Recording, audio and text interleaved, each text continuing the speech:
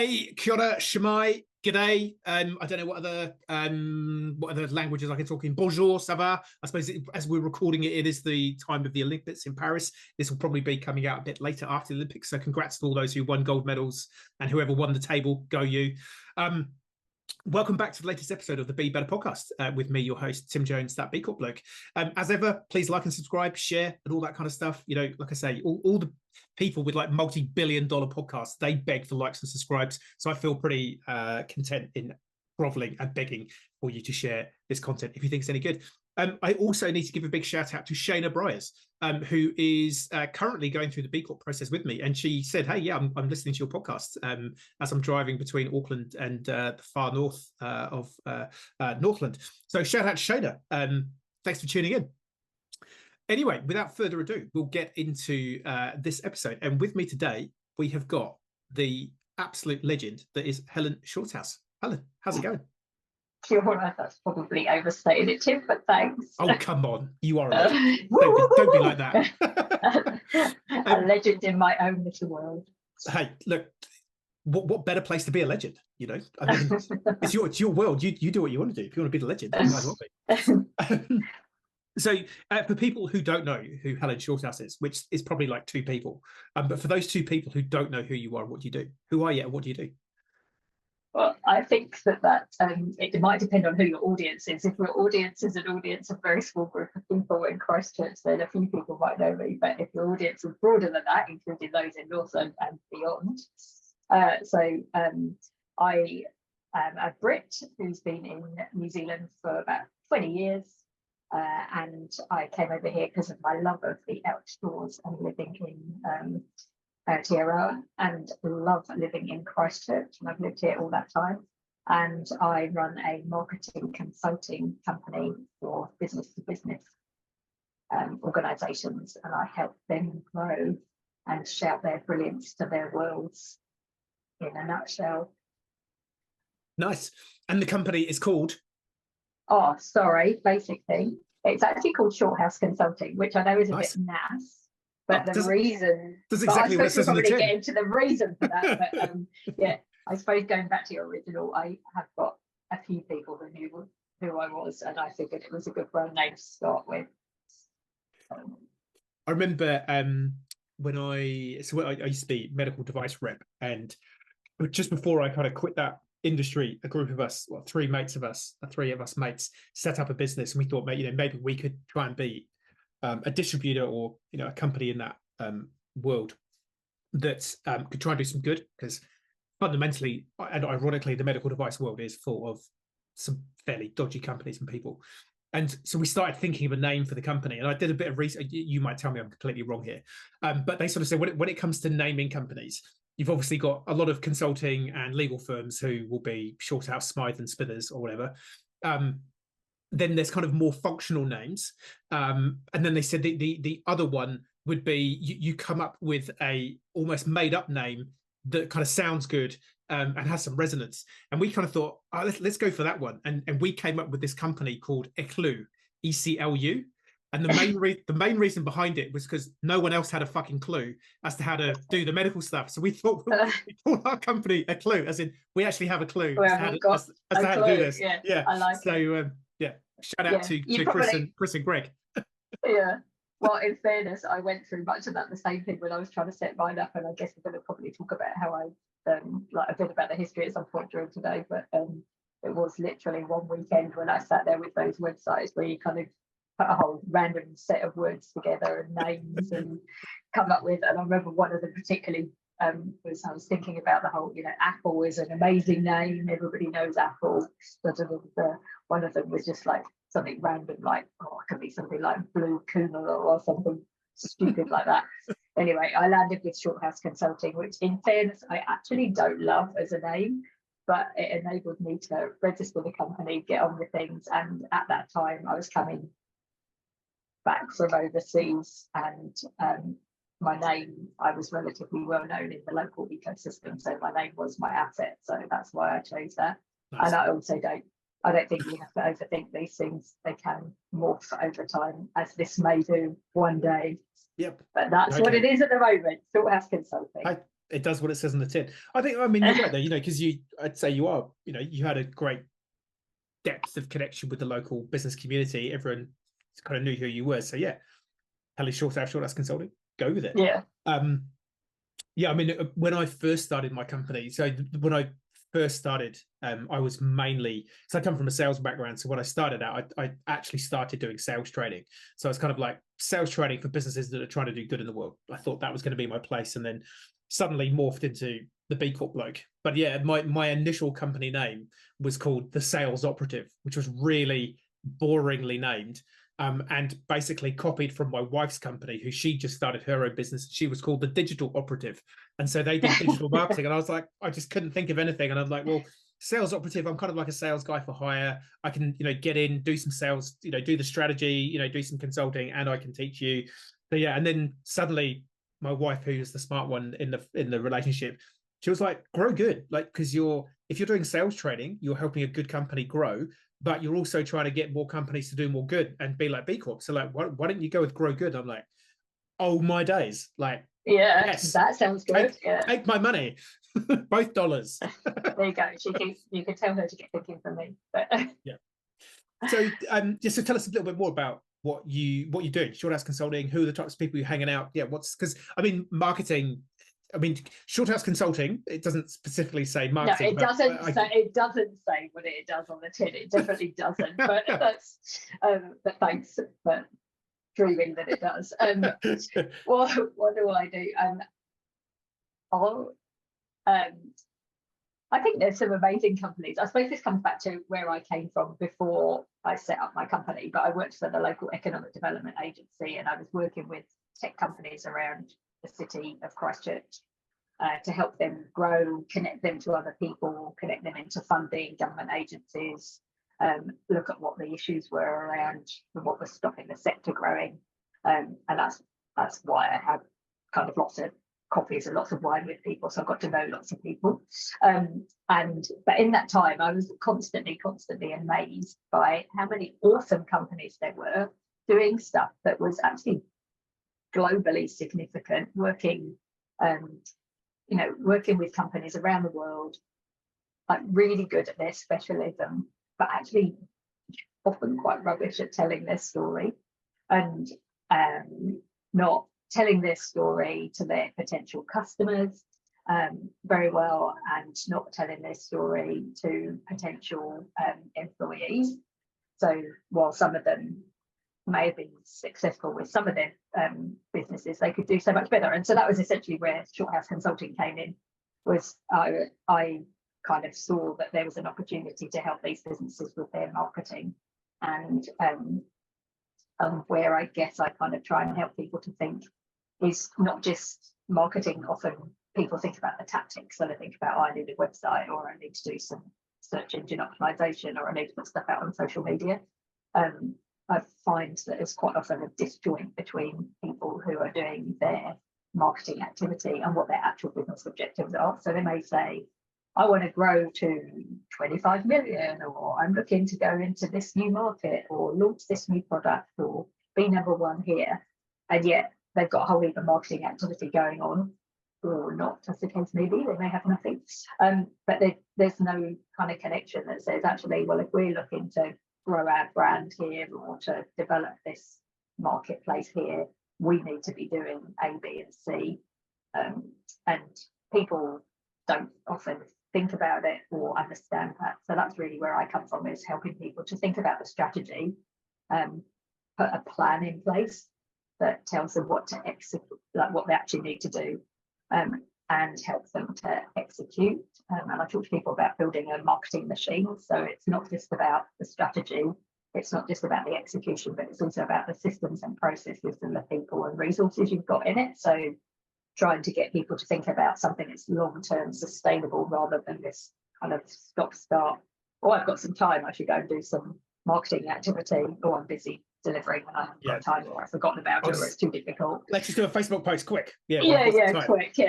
And so I guess it's really, I'm trying to help people build something that's kind of stands in good stead as they grow and they scale. And that's kind of the essence of where I try and help people.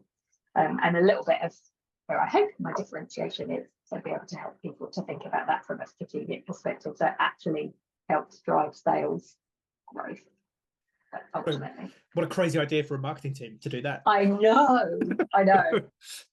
It So was that kind of alignment of sales and marketing is super important. Yeah.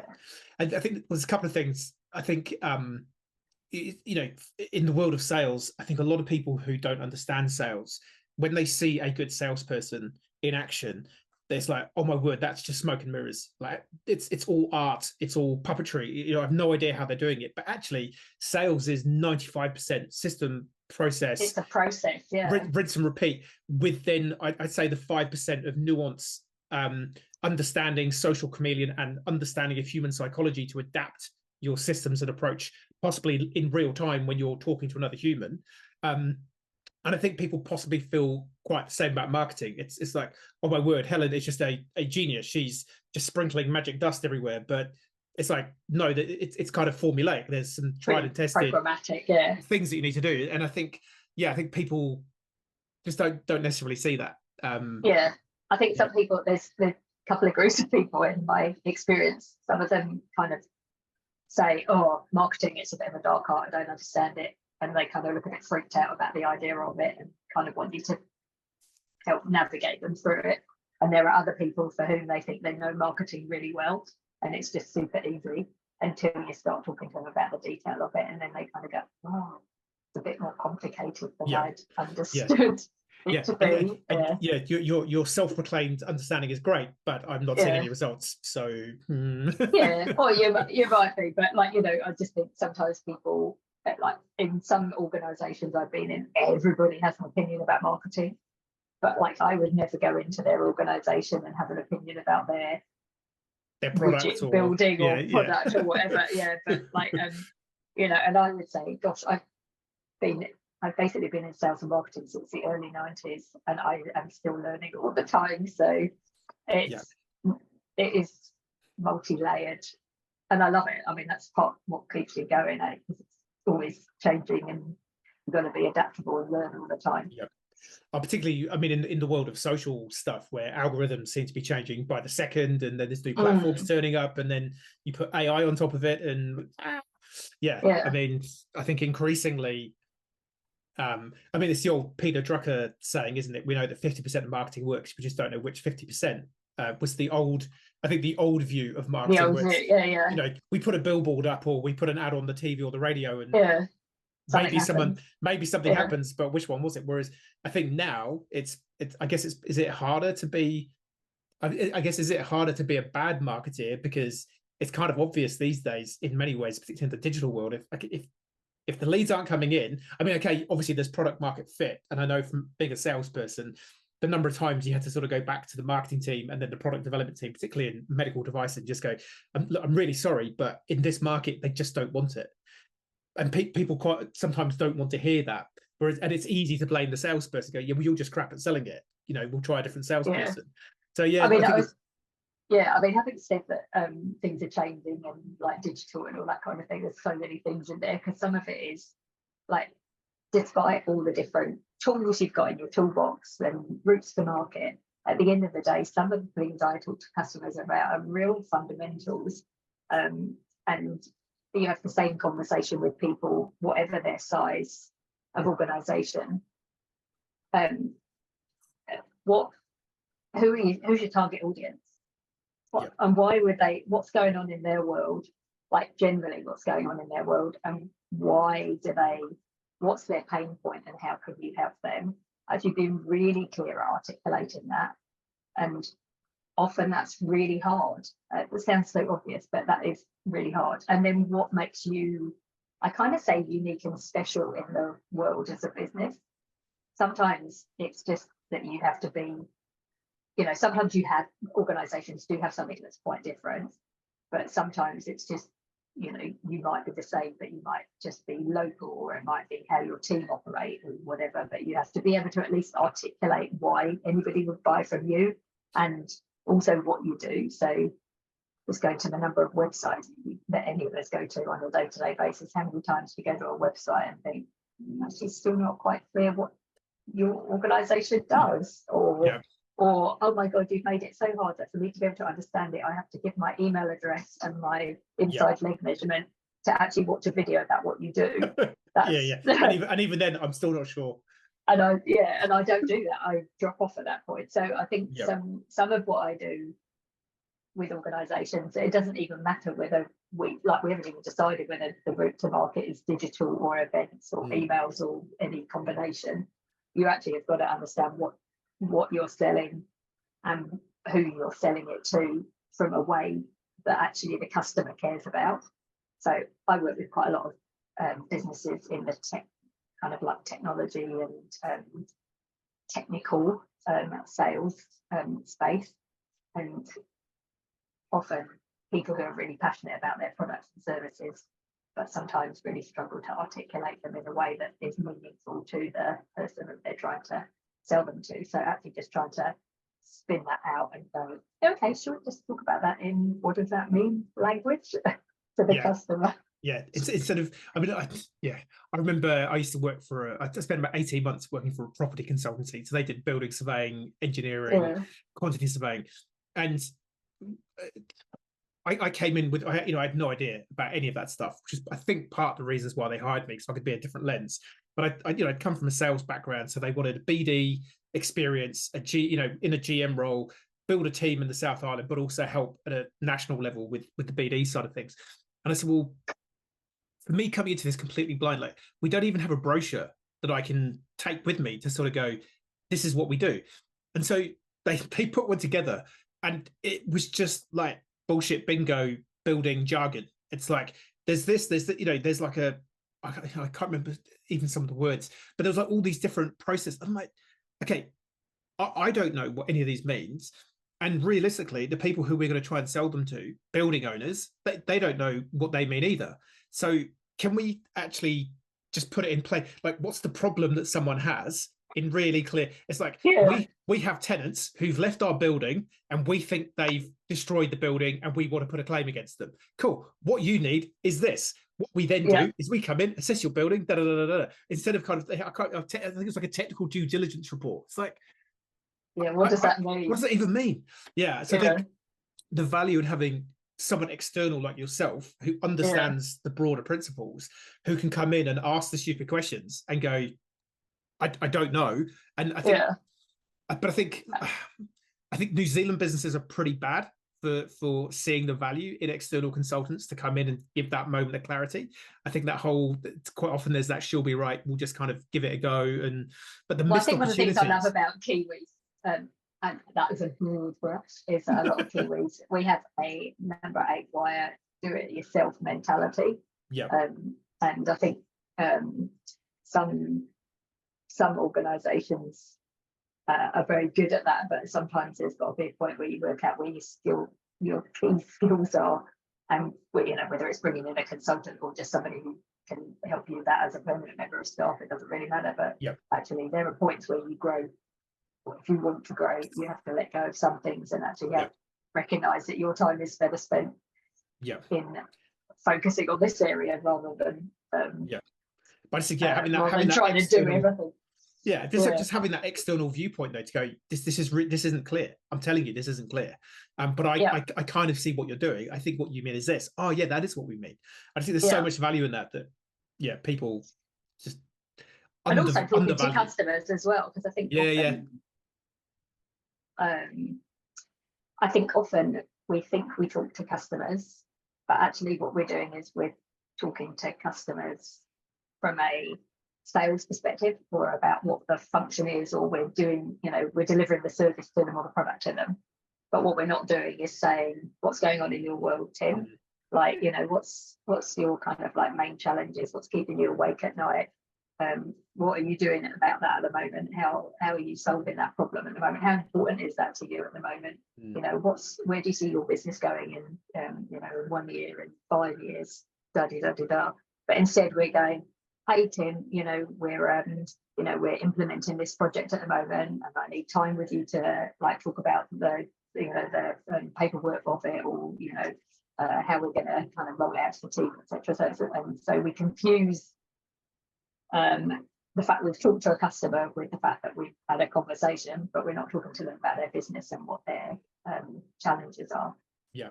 And I think there's gold in talking to people, taking a Totally. pause sometimes. Yeah. Totally. And I guess also, I mean, we were just talking about this before we went live. I think there's also quite often people don't want to necessarily tell the company owner or the representative of the company directly, actually, what I don't like. And you know, to be honest, the way you handled that, we didn't really like that, or we think there's a better way. So again, I think having that external person be able to come in and just go, hey, look, you know, this is anonymized. I'm not going to tell the company that you said, that they said, he said, but just, hey, just give me that, and to be able to aggregate that feedback and kind of go, because again, you know, for me, that's just the value of coaching and a consultant. You don't even know the blind spots that you have in your business. So having someone to come in and independently go and canvas your customers.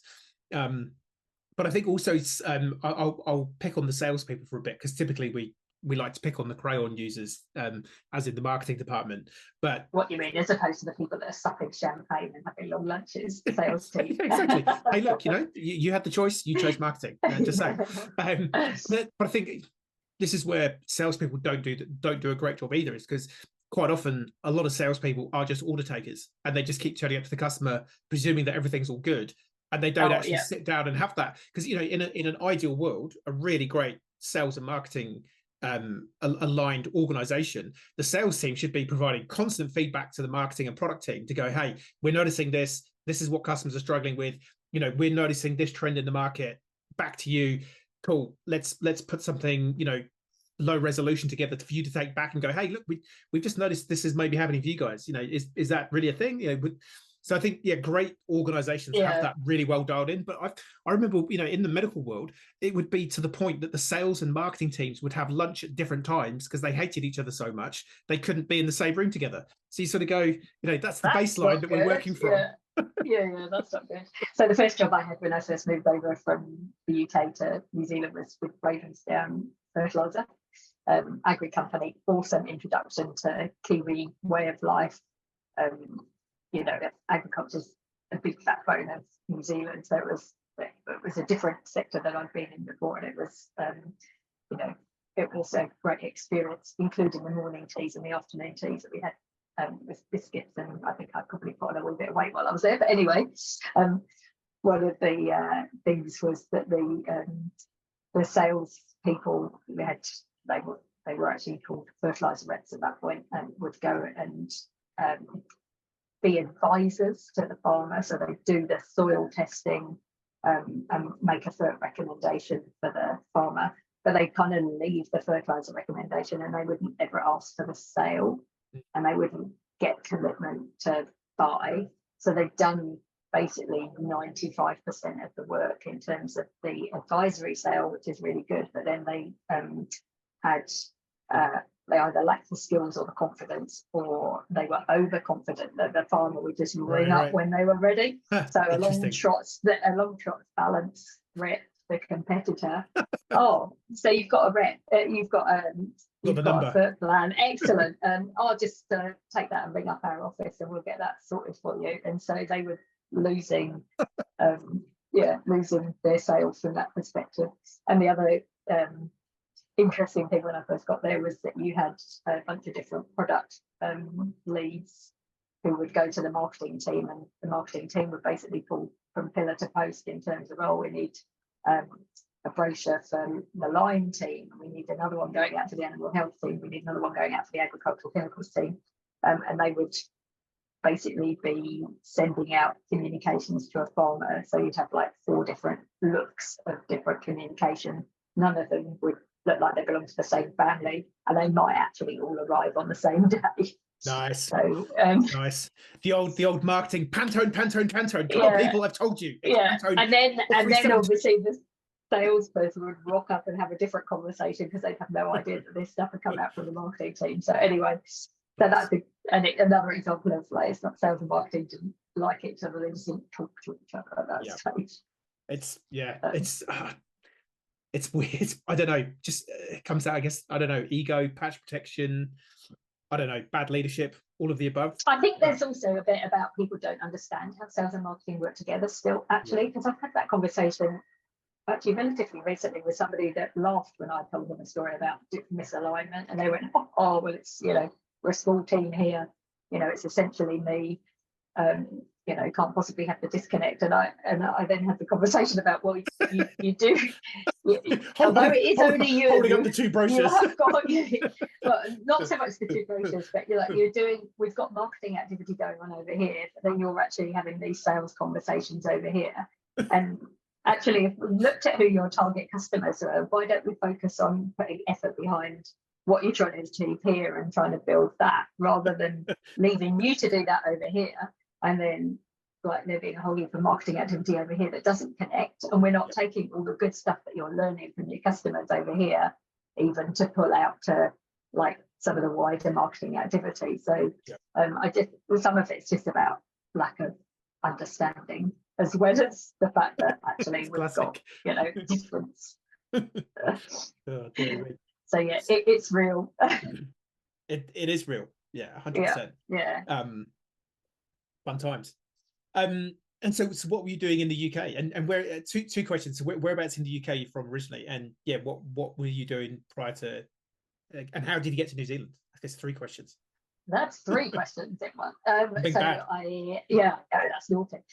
So first question, I come from the southeast of the UK, so I was brought up in Kent, which is just outside London, and I would always describe Kent it's known as the Garden of England. For those that haven't ever been to Kent or who don't know where Kent is, if you go from London to France, you've travelled through Kent.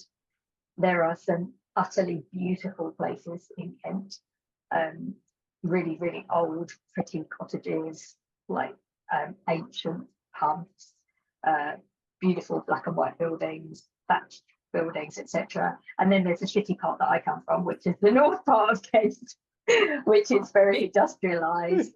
There's one part of it was built up around the dockyard at the time. The other part was kind of like paper mills and marshes, with essentially Charles Dickens' stories of Great Expectations and prison ships sitting off the coast of Kent. That's the part of Kent that I come from.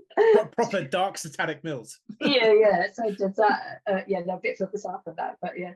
So I was brought up there, but I had left home and gone far away when I first got the opportunity for university. But I've got a Welsh husband, and I've been travelling here, and I've done an OE and have come to New Zealand as part of my OE, and my then boyfriend came out to visit me. He is my now husband, or my first husband, as I'm training myself to say, so that just keep him on his toes. That's what my wife says. Yeah. Yeah. This is my current husband. Yeah. Yeah, exactly. So we came out. He came out to visit me, and we did the whole 3 weeks around New Zealand from top to toe. We literally went from the Bay of Islands to the Doubtful and Milford Sound in 3 weeks. And there's a whole story about how that kind of is because he doesn't plan, and we were halfway through the first week before he told me as you want to go to the sounds, and I was then let me get a spreadsheet ready and let's sort out a plan. You sound a bit like me and my wife. Yeah. I'll only guess which one's which. Yeah. So we travelled around, and then I finished my OE, and I went back and vivid about what I was doing with my life, but we got married, and I'd always said I wanted to go live overseas, but my language skills are very small, as in I speak English, and I could order beer in French, German, and Spanish, but that probably isn't enough to go and live in. So I don't know. Yeah. So anyway, we had both loved it here, and I appreciate going to visit a country on holiday is quite different to the experience when we moved here, but it was enough to make us go, oh yeah, let's go there. We both love the outdoors. We both fancied a bit of an adventure, so came over here in 2004. Nice. And yeah, moved to Christchurch straight away, and thought kind of, well, we'll go to Christchurch, see if we like it. If we don't, we'll try Wellington, and if we really have to, we'll go to Auckland. Yeah, but and that was like, I still think I don't love Auckland as a city, but I think the thing is, I moved here not to be in a city. I'd lived in London for a number of years. I'd lived in Birmingham for a number of years. I didn't want to live in a big city. I wanted the whole kind of outdoorsy thing, and Christchurch offered that in spades. So pretty much, yeah, nice one. So what were you doing in the UK? You were doing sorry, that's probably only answered two of the questions. I've lost that. Yeah.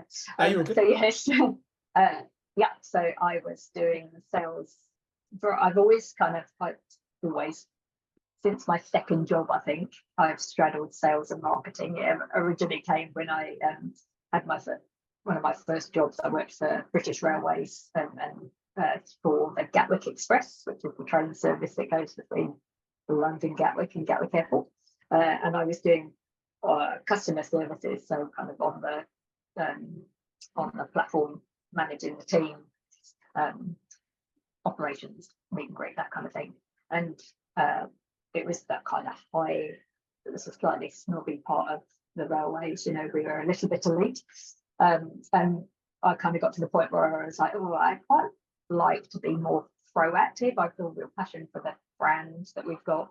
And rather than being reactive, as in you're there giving good service to customers, unless the train breaks down, in which case you're trying not to stress out if you've got thousands of people trying not to miss their flights. So I spoke to my boss and said, I'd actually want to do marketing. And he came back to me and said, actually the CEO doesn't really get marketing, but I've put together this, he wanted a salesperson, so I've put together this job with sales and marketing. So that was kind of like my first job. That was in the mid-90s, I think. And so that was my first job, was sales and marketing. And that was then selling, I worked across the travel trade, so kind of worked with the tourism operators and travel trade around Gatwick, trying to get Gatwick physically is quite far outside of London when you look at a map, and so they were really struggling to get people. One of the things was a challenge was trying to get people to think about flying into Gatwick, when actually the journey time into the centre was much faster on the Gatwick Express than it was. Heathrow at that time didn't have a fast shuttle, and so it was just so Heathrow looked like it was in central London, but anybody that had travelled on the underground with your suitcases will know it's not a joy. And so it was that kind of premise of trying to package up work in alignment with the travel trade. So that was good fun. I really enjoyed that and did that. So that was my first kind of foray into marketing and sales. And then I worked in a couple of other jobs around running small sales teams.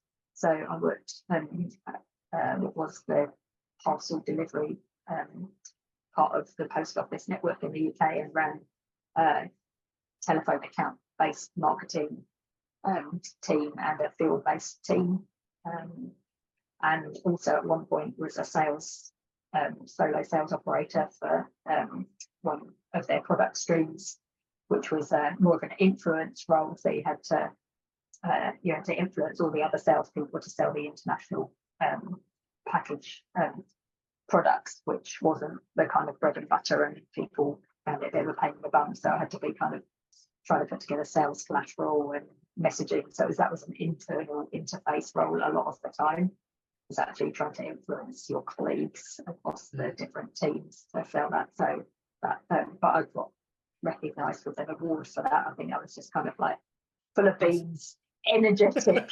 everywhere. How was just I think they took pity on me, but I just was like, right, okay, we can do this, people. So anyway, and then I did this travel that I talked about and came back.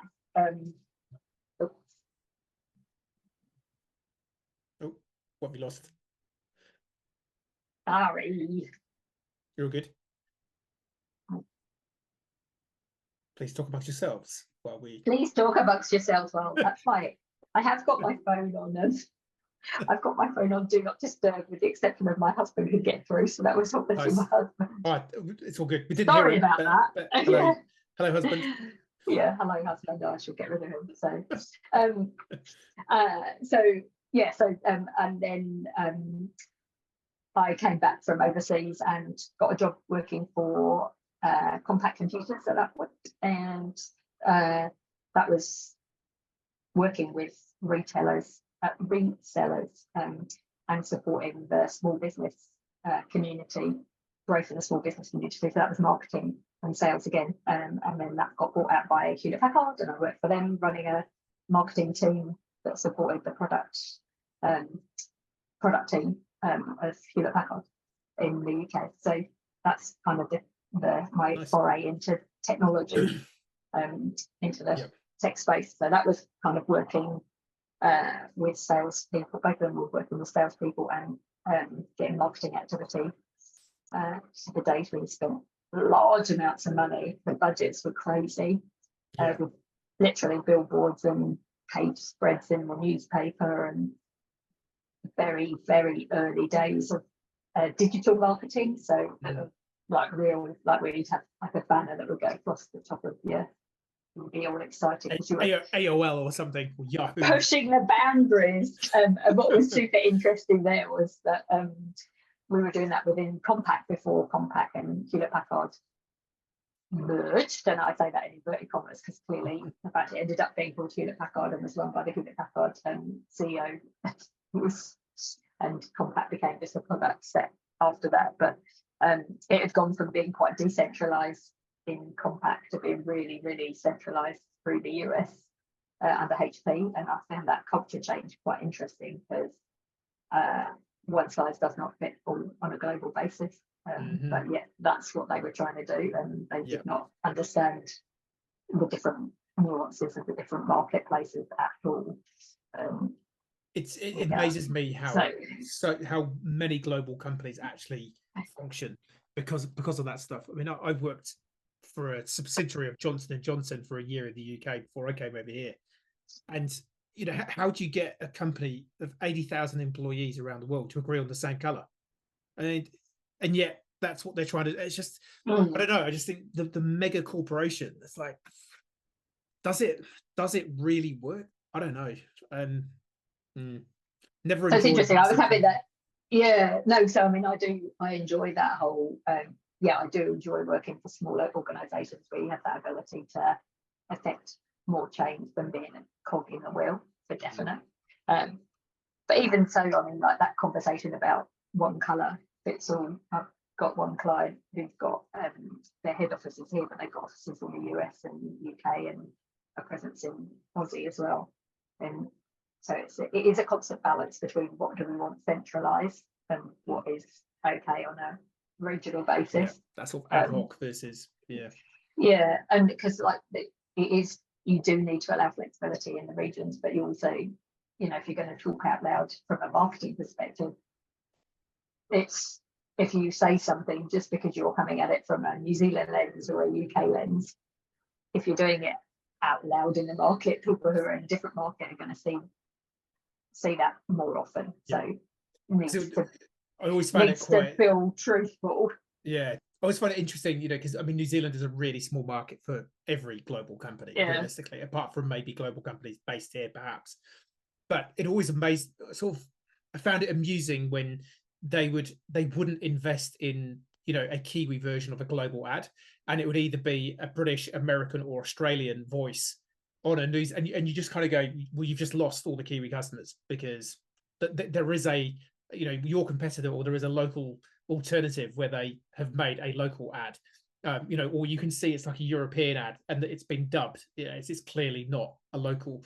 I guess it's interesting, but priorities and budgets. And, I mean, the realities within the medical world, they always just sort of laugh and say, Tim, your territory is not even a rounding error for one of our smaller accounts in the US, and so even your national sales for New Zealand. It's like, realistically, we don't need it. It's absolutely inconsequential. But thanks for making me feel special. Yeah, thanks, guys. Yeah, appreciate you guys too. But I mean, one of the things I do love about New Zealand is the fact that things can get tested here, because we are pretty agile. We do move pretty quickly, and having worked for the local economic development agency, that was one of the things that we found was kind of unique, or kind of something that was a bit different about New Zealand, was the fact that organisations did come and have a safe place where people speak English. We're really open and friendly. We've got agencies, government agencies, local agencies, etc., that are willing to bend over backwards to be flexible about legislation and ability to trial things. I mean, you know this as well, but in terms of us having an aerospace community in Christchurch, or who'd have thought that? But that was because essentially our local council was able to put in place some certain regulations, and we've got a community that was willing to kind of trial and test things. So people came from overseas to test things, and also can, I'm going to say this without any irony about the fact that I started talking about aerospace, that you can fly under the radar a wee bit without But apparently Christchurch and Auckland at the moment are the only places in the world where the Lime scooters with the seats and the baskets are being tested. Interesting. I saw some of those the other day. I'm like, that's random. Well, there you go. You can do your shopping overnight if you live in the city. You just want one bag of shopping. So And so, I mean, quite an interesting, diverse background in terms of, you know, companies you're working for, and that's quite a unique skill set of genuinely sales and marketing background. But I mean, against that backdrop, where did the idea of business for good or purpose? Because obviously, you know, you are now B Corp certified, so you know you're in on that. But I don't know, marketing for the Gatwick Express. Not so much. I mean, sure, there's a purpose, you know, we're connecting people, getting people safely from A to B. But has the idea of business for good or purpose been a relatively new thing for you, or has it kind of been simmering? Yeah, where did it pop up? I genuinely don't know when it really first popped up, but I was actually thinking about this. So when I had a job working for a software company in Christchurch for a while, so it was a software development company, and I was brought in to head up the business unit, one of their business units, which was around there was a piece of software that they developed that was specifically for the travel trade. So that was really around it's customer satisfaction surveys essentially. And so one of the things at some point in time during that, I'd come across the buy one give one principle, and I think I've been along to an event in Christchurch, and thought, I really like that. So you can sell your product where you can either do it like you buy a pair of glasses and we'll give a pair of glasses to somebody in need, or you spend $100 and we donate $5 to build a well in this country or whatever. So they've got a whole heap of things that you could kind of select and match for. And so I'd actually tried to implement that with this business that we were growing. It wasn't massively successful because ultimately we ended up wrapping that business up because we kind of identified it wasn't really a successful business that needed. It was too similar to other offerings in the market essentially, and we kind of wrapped it up in the end. And this is all wrapped up with a whole different story, which probably haven't got time for today, but earthquakes and a business going under because their boss had embezzled money and ended up in jail. So there was a journey that I was adjacent to on the side of. But anyway, that business got wrapped up. But that was really where I first kind of got introduced to doing something good. And so it wasn't my organisation. I was an employee, but I was responsible for leading that business unit, and that was kind of something I was trying to push for. So that was kind of the first time I came across that. And then the first time I came across B Corp was at some point when I worked for the Economic Development Agency, and I can't quite remember when it was, but at some point B Corp cropped up. I think it was when Eagle Technology started doing some of their work, and there must have been an event that happened, and I went along to that, and that was at the point where I was like, oh wow, this thing I quite get. I really like the principle of this.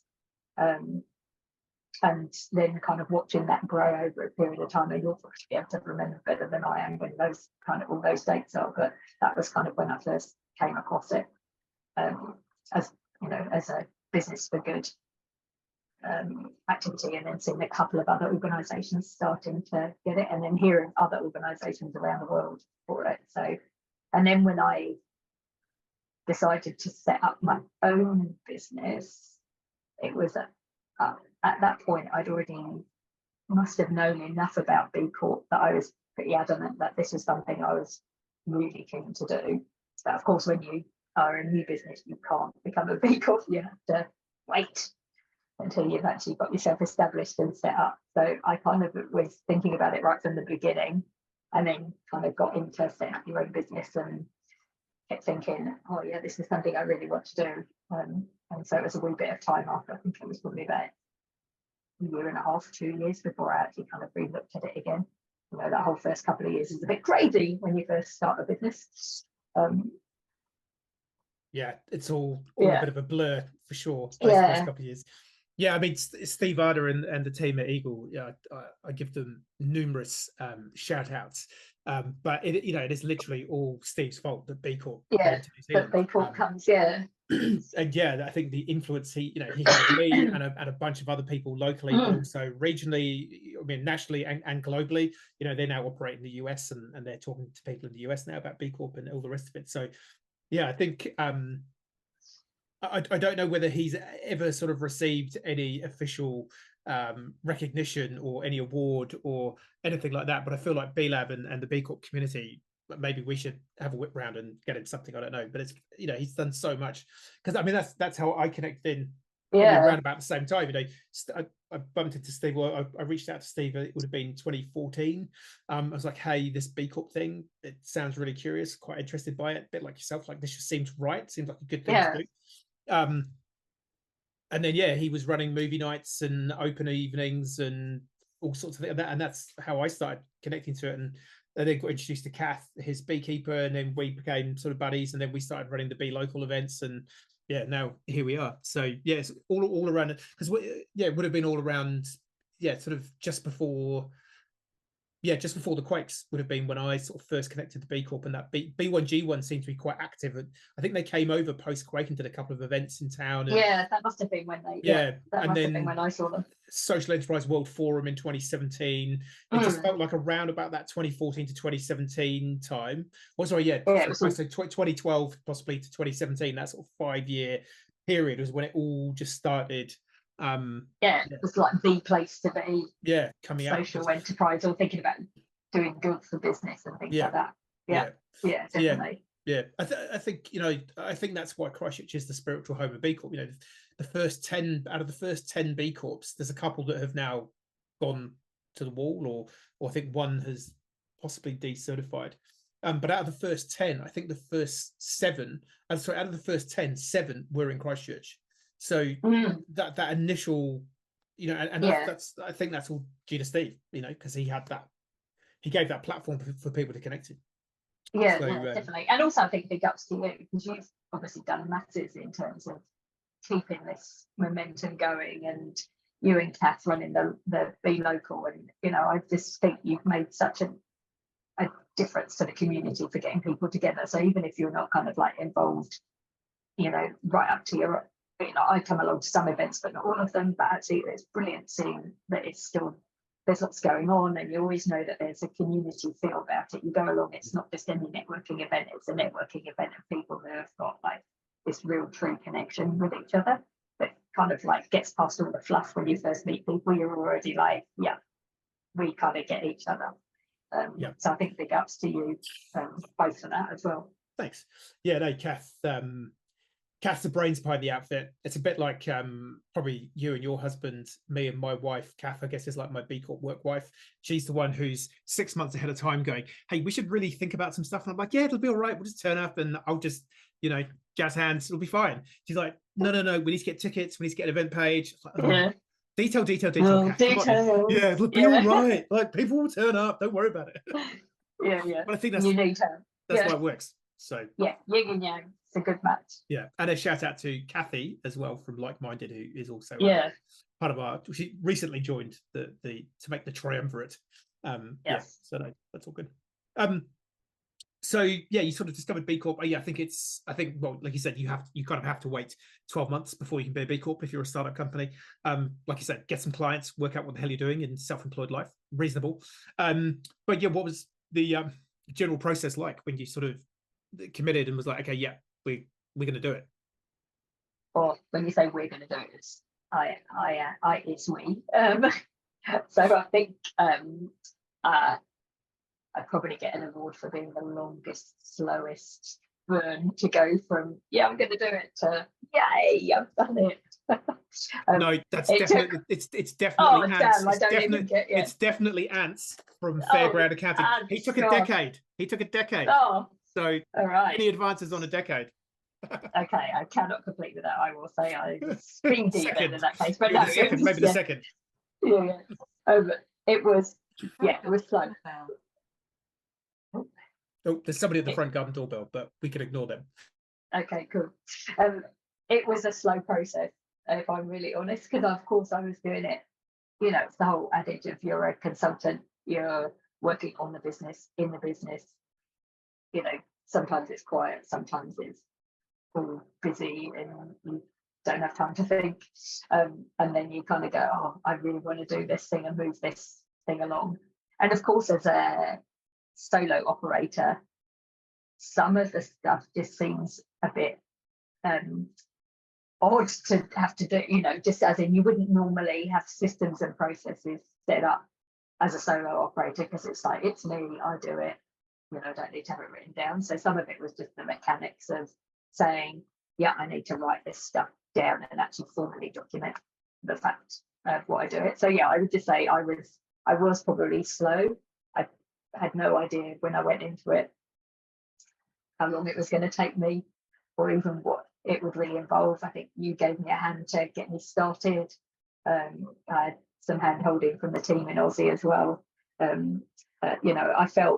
felt supported, but obviously you've got to get in there and do it yourself, and you've actually got to, this stuff that you don't normally measure, or I wasn't measuring, so it's made you kind of set up systems and processes that I hadn't done originally.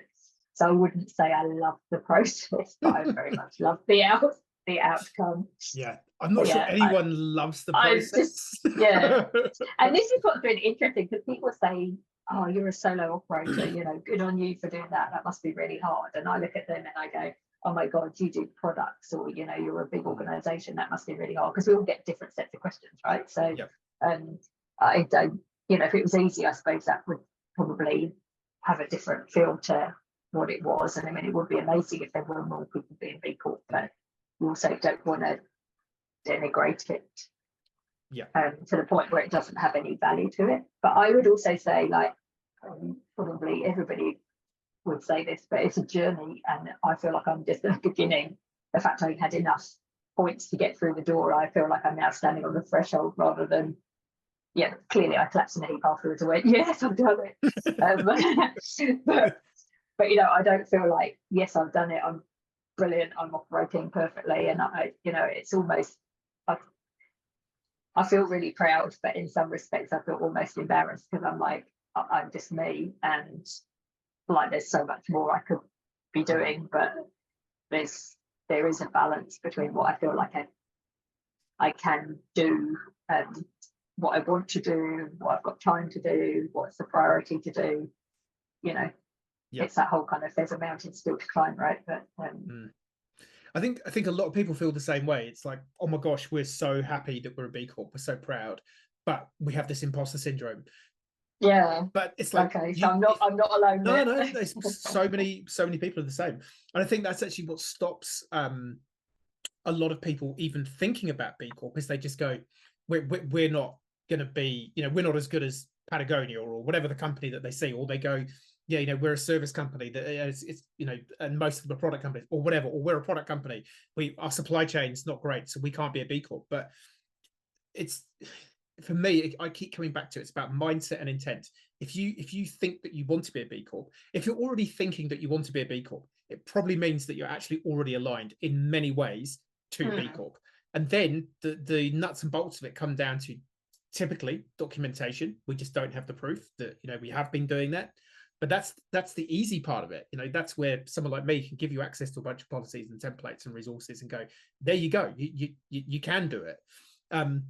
Yeah, numerous. I mean, Genora were the same, who I helped. They were like just shocked that they got over 100 points as well. They're like, oh my gosh, like we are a really good B Corp. It's like, yeah, because you're doing a lot of really good stuff. Duh. Yeah. I think again for me, it's what I think what you know how you do it with your marketing. For me, it's like I see in your business. I've seen hundreds of other businesses just like you, and trust me, you are at that level. Good. Like you are doing it, and because if you weren't doing it, you wouldn't be a B Corp.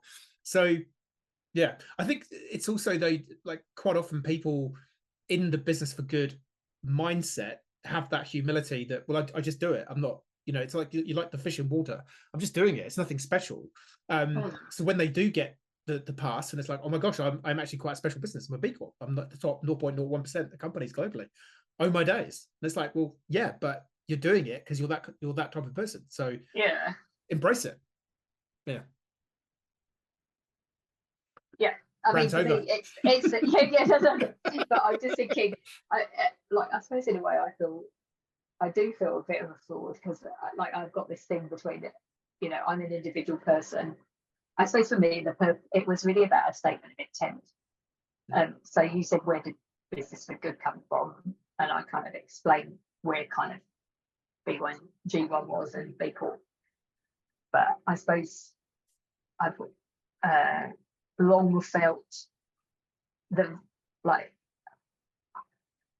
sounds so cliche, but you know, life's too short. You're here on this planet.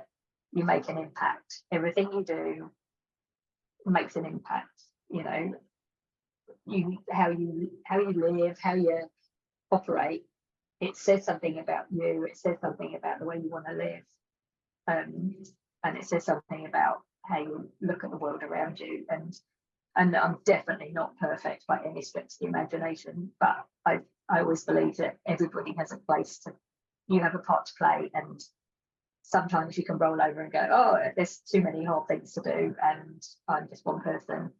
But always, like, was it Gandhi's phrase, you know, if you think being a small thing doesn't have an impact, try being alone in a room with a mosquito. You know, it kind of can be quite impactful. So I kind of have always believed in, you know, giving back and leave the world a better place than you find it. And that sounds super, super trite, especially when every day I kind of think, oh gosh, have I done anything on that one today? Probably not. But once in a while, it's a good check-in to say, actually, am I living the way that aligns with my values, and what else do I need to do? And that might be B Corp, but it might be a whole heap of other things. So, but I know we're here to talk about B Corp, but there might be some other frameworks that if people think is important for them, you know, or ways of operating. But you know, there's a lot of organisations out there that are just there for money and gain, and you've got to think, what does that actually mean, really, in the grand scheme of things? You've made lots and lots of money, but have you been a shitbag in the process, or have you actually left the world a better place? I don't know. I haven't got the answer to that because I certainly am not putting myself on a pedestal for that one, but that's kind of the principles that I live by, or try to. Nice. I mean, I've certainly been in the business world on the side of let's just make as much money as possible, and and literally, you know, working for medical device companies who will knowingly launch products that end up in patient deaths that they pursue for maximizing profit and beating the competition. So I've been in that world. I've seen what that world looks and feels like, and I know for sure that I think the key thing you mentioned is, you know, seeking for that perfection. And that's why I call the B Corp coaching program that we run Be Better. It's like, it's not be perfect, it's just be better. Do what you can with what you've got to do as much good as you can with what you've got. Because there is no, you know, currently the B Corp's out of 200 points. There is no 200 point B Corp in the world. So no one has won B Corp and gone, you know, like, I don't know. Yeah, like, I'm the queen of the B Corps. Like, doves are released and, you know, obviously environmentally friendly streamers and poppers or whatever. Like, that's not happened. So no one has perfected the art of business for good. And I don't think anyone will, because as we do get to that point of almost perfection, something else will pop up. There'll be another challenge or whatever. So for me, it's about that, constructive discontent of, this is not as good as it could be from a social, environmental, do good lens. How do we try and fix that in a way that works for everyone? And I think that is the underlying ethos of almost all the B Corps that I've ever worked with. It's like, because that's the thing, the literature, the scientific literature is there. If you just chase money, it does not lead to satisfaction and happiness. And regardless of what your philosophical, spiritual belief system might be in terms of what happens next, whether it's just nothing, blackout, that's it, you're done, or if you go somewhere else, as far as we know, you don't take the money with you. So it's kind of like, why win this game of Monopoly on Earth and just screw over people, friends, family, have bad relationships with everyone around you, just to say that you were maybe the 10 millionth richest person on the planet, which no one cares about. And I'm not pretending that I'll have a gravestone written on "She was a brilliant B Corp" or anything like that. But I think it's how you kind of want to live deep down in your heart, really. 100%. 100%. And I think, most people, if you're not convinced, just go try it. Try doing good instead of chasing the money, and just see how you feel. Because the evidence. But you can do both. I mean, for people that are driven by money, totally. I'm not saying. I also believe that actually this is the way the world generally is going. Or maybe I'm just being slightly looking on the rose-tinted glasses. But certainly, even from a cynical perspective, right? If you think about the generation that's coming through, there are a lot more questioning of for good environmental sustainability. It's not all about money. That was very 1980s. So even if you are thinking, I need a business reason for doing this, then some of that might be you need to recruit people who are kind of the Gen Z that are coming into the workforce now. Then I think that can make a difference as well. And also, in terms of who your customers are as well. If you've got customers who, increasingly I try and look, it does depend on what you're buying, but like you do try and look and see whether there's a B Corp out there where you're trying to buy things. So and increasingly more options to be able to even do that. Whereas I think I did a social post, I might have been 4 or 5 years ago now, or maybe 4 years ago, where it's like, I've just been to the supermarket and used my B Corp certified credit card to buy some B Corp certified tea, some B Corp certified yogurt, and a couple of other products, can't remember now. And it's like, 5 years before that, that was a pipe dream that any of that would be possible. Whereas now you fast forward and, Unilever ANZ in New Zealand, in my local supermarket, suburban Hallswell, middle of nowhere, really, planetarily, they have in-store, they did just recently, in-store little banners on the aisle saying, this Unilever product is a B Corp, buy better, buy B Corp. I'm like, like, we've made it. We've made it. It's in a supermarket in New Zealand. Like, if for me, that's kind of the benchmark. If it's made it to New Zealand, this is now a thing globally. Because if it's happening, but also if it's kind of like in everybody's, like the supermarket's a good benchmark. So kind of everyday stuff, really. Because I think, like, even amongst my friends, a lot of people still don't know or understand what B Corp is here in New Zealand, particularly. But I think it's kind of bigger in the US. It's a little bit in the UK. But I still often have to explain to people what a B Corp actually is about. So that's good. I mean, it's definitely changing. Obviously my job, I live in a bubble of B Corp, but even 3 to 4 years ago, people would be ringing going, hey, okay, you know some stuff about B Corp.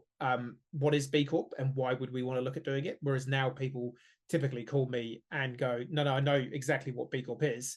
I now just want to know, like, how can you help and what are the can you give me some specific benefits for my business?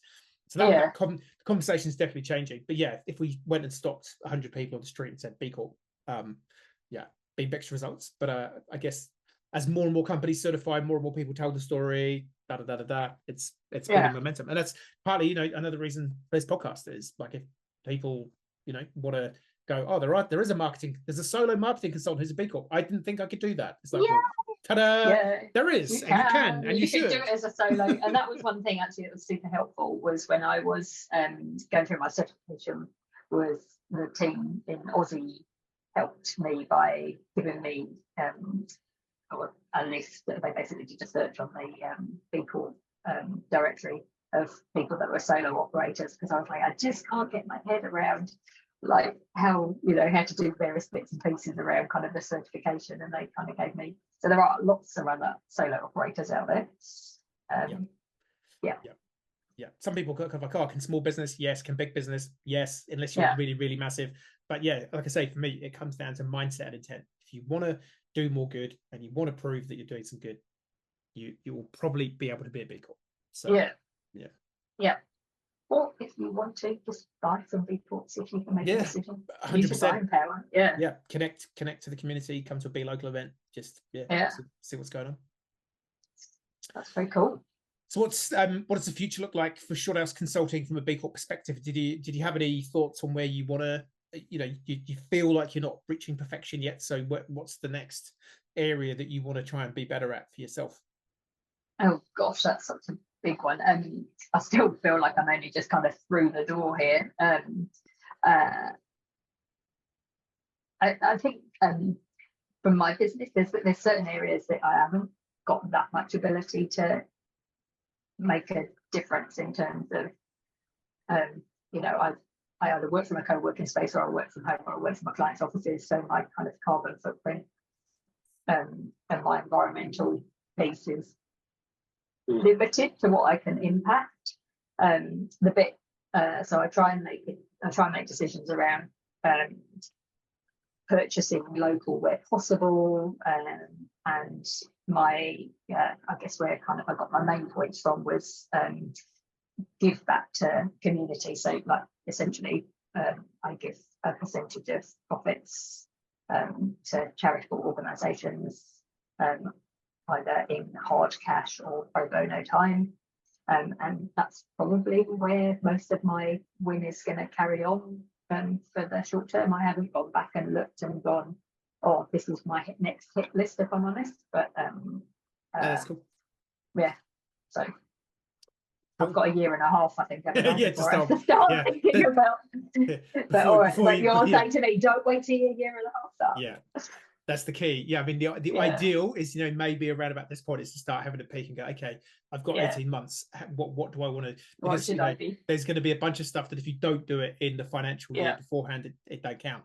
So but it's not uncommon that we get the call with the, hey, my research is like 6 months away. Could you just maybe give me a hand? Yeah, I'll see what I can do. I can't do magic. All right, can I book you in for next year? Yeah, of course. And anything else exciting coming up on the horizon, just in general? What's any big projects or cool clients that you can tell us about, or is it all hush hush? No, not hush hush at all. But I suppose the kind of the next step in the iteration of Shorthouse Consulting is just so when I first started, I was very much on the kind of, I'll help you with your strategy, I'll set your strategy, working with clients, and then I kind of like walked away and let them implement their strategy, or not, as the case turned out to be quite often. So really it's that piece of execution. So and then the next kind of phase was really around, I'll kind of try and do some of the execution myself, but I'm an expensive resource to be doing a lot of the execution. So the next iteration for Shorthouse Consulting is that I've got a real nice group of people who they're not employees, they're just kind of subcontractors, but a collaborative community of people who can actually do the execution for both clients. When a client doesn't have somebody in-house, or they don't have kind of their own resources. And so that's quite exciting for me, is that kind of next step really, in terms of having that a bit more kind of up there, and ability to just service what clients actually need. So this is about me kind of listening to where my clients or my target audience needs most help, and that is definitely an area. So that's a goodie. I'm just about to go and have a wee retreat from my business, which is a bit of a workation. But I want to go and have a wee get away from the working on a day-to-day basis and mix it up and have a wee rethink about what the business is about. Nice. Kind of what the next year looks like. So I'm quite looking forward to that, and actually having a moment to take a step back once in a while, because we need to do it. Yeah, I know what it's like. Like you say, when you're just on the tools, it's that find it, mind it, grind it kind of solo consultant gig. Sometimes actually just stopping to go, well, hang on a minute, am I doing what I want to be doing? Am I delivering the best work? You know, all that kind of stuff. It's tough to make that time. Yeah, I hear you. Yeah, and that being able to take a step back and think about, you know, what can I do that really lifts things up? I want to do things really well for my clients. I want to be, I don't just want to be a kind of another. I want to, you know, I want them to enjoy working with me. I want to be bringing real genuine value. So I'm just looking forward to a wee bit taking a step back on that one. So super cool. Well, I think that's about it, really. I think we've gone for a good amount of time. Unless there's anything else that you want to get out there to the universe. No, but I mean, I guess like if anybody needs help to grow their business, and it's not grow good stuff that's around really marketing. So I mean, I specialize in business to business. Often it's around technology companies or people with a kind of a slightly more complex sale, and I work with quite a lot of services businesses as well. So, but I'm always happy to jump on a call and have a yak with people just to give people a bit of a steer in the right direction. So, especially if they're kind of a full purpose organisation, or, you know, whether they're a B Corp or whatever, I'm happy to just give people a hand, because a lot of it is just about helping people out. So I do a bit of mentoring anyway. So real happy people can jump on my website. There's a connection there to book a time, or they can just kind of get in touch and I'll arrange a time to chat to them. Nice. And the website is shorthouse.co.nz. Easy. Or they can, make sure there's and that's short. I'll say short as in little, and house as in thing you live in. Just in case there was any confusion. Just in case people can't understand. And then also connect on. You should buy that domain name, little as in that thing that you can live in. Yeah, live in, yeah. I've said that to so many people. Like, oh, okay. But also, they can connect to me on LinkedIn as well. Cool. So we'll make sure, we'll make sure there's links and whatever in the show notes. And don't forget to like and subscribe for your podcast as well. Well, thank you. Just helping you out. Hey, no, look, it's been cool to connect and learn a bit more about you, because we've been kicking around each other for quite a few years, probably more than either of us can remember. But it's always good to get to know a bit more behind you and learn a bit more about your journey, and hopefully you've inspired someone out there who is a similar solo consultant doing their thing, and they're like, my word, Helen has. If Helen hasn't inspired you, then you got rocks in your head. But hopefully, Helen, your story has inspired someone to have a think about, maybe doing this B Corp thing. And if that is you, and you maybe want to take the next step, I might know a bloke who could help you. So if you want to help talking through whether B Corp's right for you, give us a call. If you can't find me, having been listening to my podcast, then maybe we just aren't destined to work with each other. But drop me a note. But Helen, thank you so much. It's been great to chat. Thank you. Bye. See ya. Hey, it's Tim here, that B Corp bloke from Grow Good. If you want more content on purpose, B Corp, how to do more good in the world as an individual or a business, then you know the drill. Hit the like and subscribe. Check out some of our other videos. They're probably floating around here somewhere. You know how it works. Thank you so much. See you next time.